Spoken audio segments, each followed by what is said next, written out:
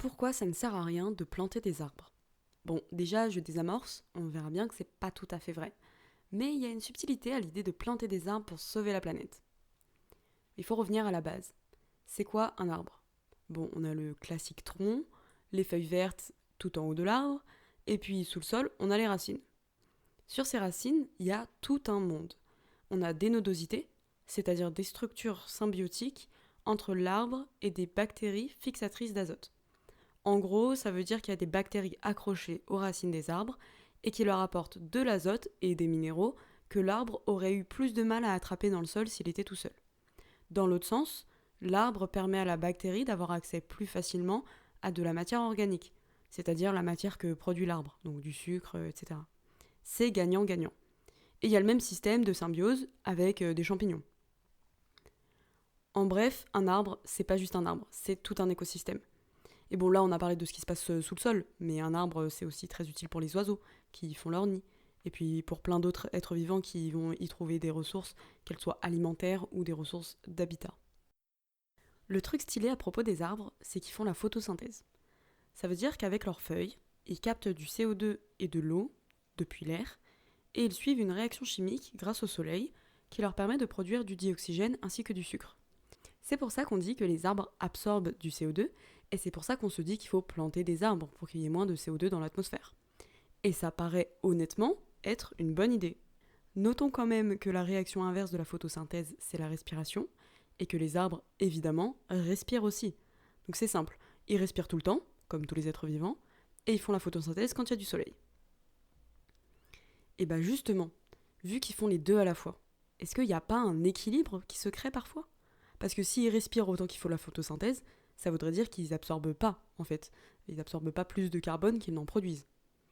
En fait, à une température optimale, et en journée, donc en gros cette température c'est au-dessus de 0 et en dessous de environ 30 degrés Celsius, l'arbre fait en effet plus d'absorption que de production, parce qu'il fait plus de photosynthèse que de respiration. Mais quand on est à une température trop haute, la respiration prend le dessus.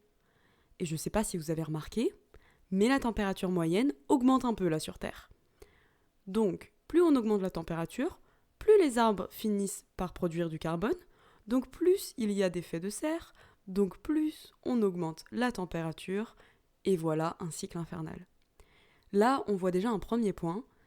Si on plante des arbres sur une terre surchauffée, ça ne sert à rien, et même pire, ça accélère le processus de dérèglement climatique.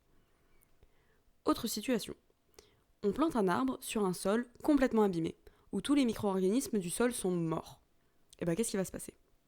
Comme on l'a dit en intro, les arbres, ils ont besoin de plein de symbiose sur leurs racines. Donc sans ces bactéries et champignons, les arbres, au mieux, ils galèrent à vivre, et au pire, ils meurent carrément. Donc c'est pas hyper efficace de planter un arbre là. Et puis avec le dérèglement climatique, on remarque aussi une hausse du nombre d'incendies, en particulier l'été.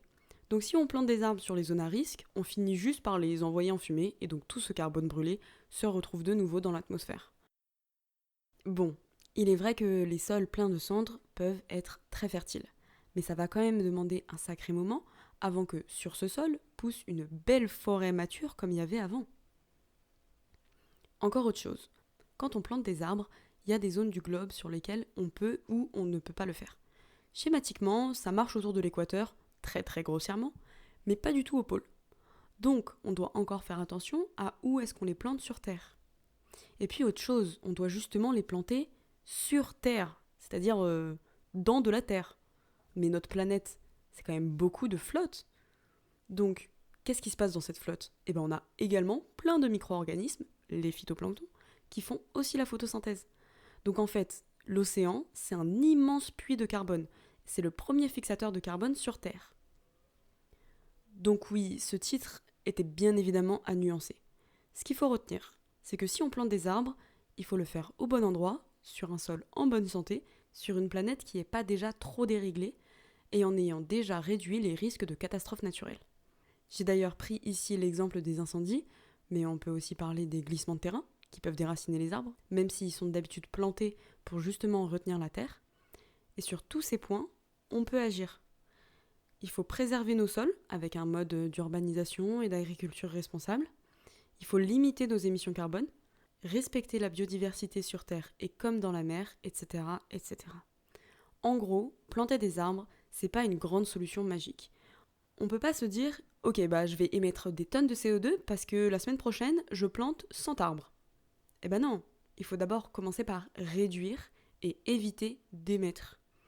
Et puis petit point final, en tant qu'amoureuse de l'océan, il faut qu'on en prenne grand soin, puisqu'il agit grandement sur l'absorption de carbone, et que comme les arbres, si on tue toutes les bébêtes dedans, on sera bien mal.